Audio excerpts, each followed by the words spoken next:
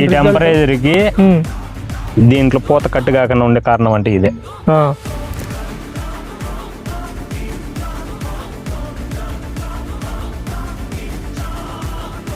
పూత అయితే flowering cutting అది కాలేదు, నువ్వు బాగా సైడ్ బ్రాంచ్ బాగుంది, గ్రోత్ బాగుంది, నలుపు ఏమన్నా మాత్రం తోట తగ్గడం లేదు.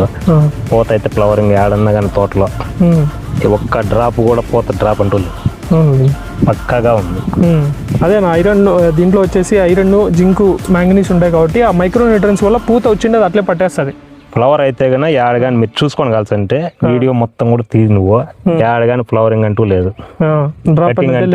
లేదు.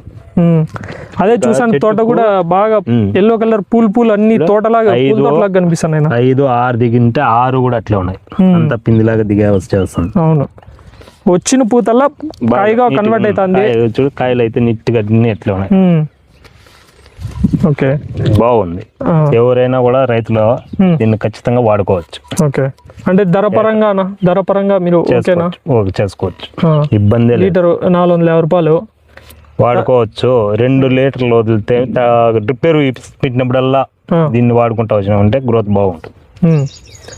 సైడ్ బ్రాంచెస్ కానీ అన్ని క్లాస్ నువ్వు ఏ చెట్టైనా చూసుకో, సైడ్ బ్రాంచెస్ రాని చెట్టే లేదు దీంట్లో. అవునండి, అదేనా ఐవన్ గురించి రిజల్ట్ చెప్తోంది రైతు.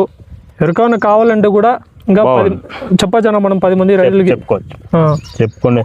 10 మంది కంటే 100 మంది చెప్పుకున్నా కూడా దీంట్లో ఛాలెంజ్ చేసి చెప్పొచ్చు అంటావు. ఆ సత్తా ఉంది ప్రొడక్ట్ లో, గ్యారెంటీ పక్క. అదేనా ఈ వీడియోకి సంబంధించింది ఐవన్. ఈ టెంపరేచర్ కి దీంట్లో పూత కట్టు కాకుండా ఉండే కారణం అంటే ఇదే. ఈ టెంపరేచర్స్ కూడా ఈ దీంట్లో మైక్రో న్యూట్రియన్స్ లో జింక్ ఉంటుంది కాబట్టి పూత కటింగ్ అనేది ఎక్కడ ఉండదు. చెట్టు మాత్రం వచ్చిన పూత అట్లాగే కాయగా కన్వర్ట్ అయిపోయి సైడ్ బ్రాంచెస్ కానీ ఎక్సలెంట్గా వస్తాయి.